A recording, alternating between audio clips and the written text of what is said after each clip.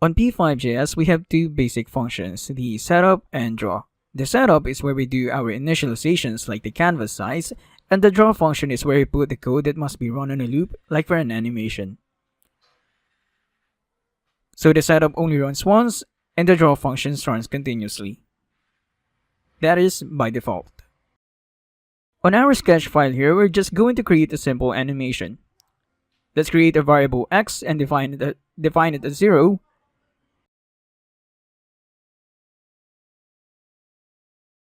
And on our setup function, let's just create a canvas of size 500 by 500.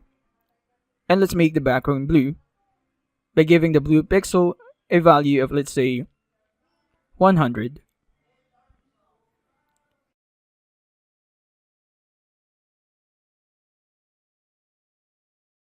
If we save this, now we would have a blue canvas of size 500 by 500. Now you might be asking, if we do the initializations on our setup function, then why didn't I just put the variable x inside of it? Well, we would need to access this variable on our draw function as well later on, so for simplicity, I just made it a global variable. Now on the draw function, let's just create an ellipse located at x position defined by our variable x, and y position defined by the height over 2 or the vertical center.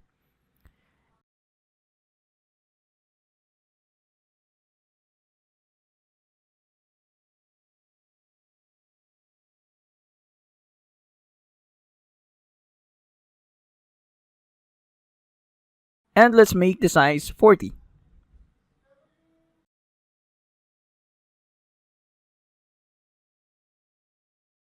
If we save this again, we would now have an ellipse at the leftmost part of our canvas, although we could not see it completely because the center of the ellipse is located at 0, 250.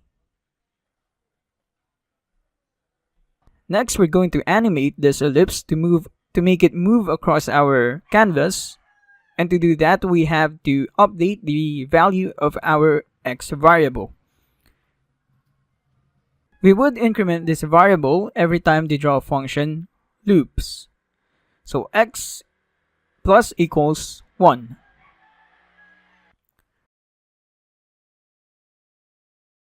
Let's save this, and we now have a simple animation.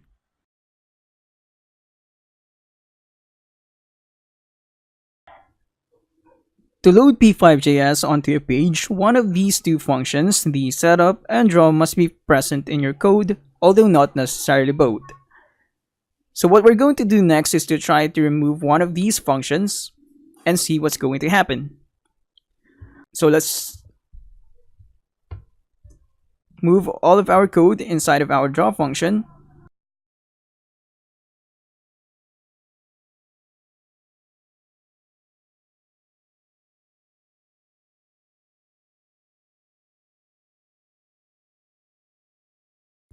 And let's now completely remove our setup function.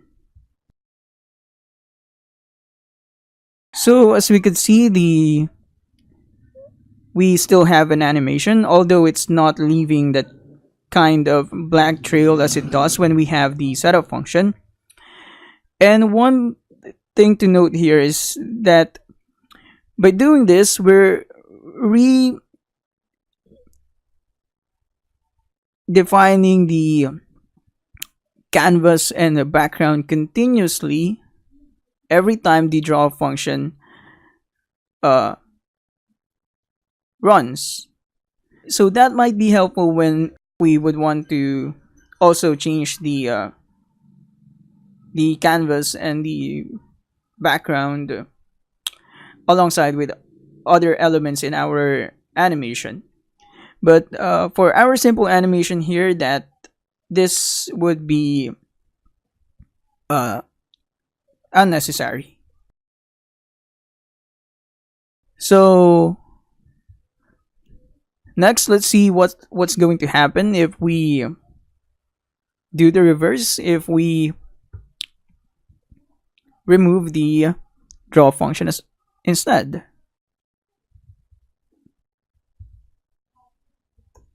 So let's save this. And as expected, because the setup only runs once, we have an ellipse, but it's not moving across the screen.